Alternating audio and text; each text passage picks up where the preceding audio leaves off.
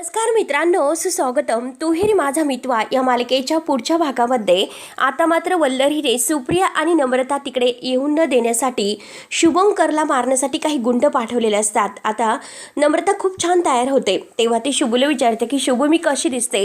त्यावरती शुभम तिच्याकडे पाहतच असतो. आता सुप्रिया म्हणते की अगं तू खूप छान दिसते, परंतु वेळेवर तयार झाली हे नशीब.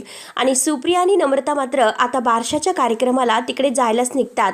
परंतु वल्लरीला मात्र तिकडे सुप्रियाला येऊन देण्यासाठी तिने काही गुंड आता शुभंकरला मारण्यासाठी पाठवलेले असतात. तर ते गुंड मात्र आता शुभंकरला कोण आहे इथे म्हणून दाराशी येतात. शुभंकर कोण आहे त्यावरती नम्रता आणि सुप्रिया विचारतात की तुम्ही कोण आहात आणि येथे कशाला आलात.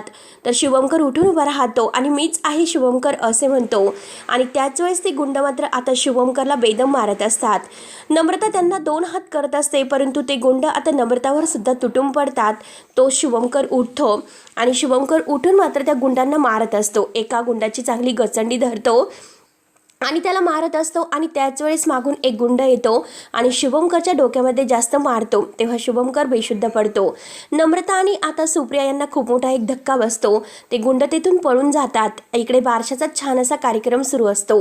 बारशाच्या कार्यक्रमाला मात्र ईश्वरी छान तयार होते. छान असं सगळी सजावट तिने केलेली असते आणि छान असं ती पाळण्यामध्ये बाळाला घालत असते. अंजली आणि हे सर्वजण अगदी खुश होत पाहत असतात. तर मित्रांनो, आता नक्की पुढे काय होतं हे बघायला विसरू नका. तोपर्यंत धन्यवाद.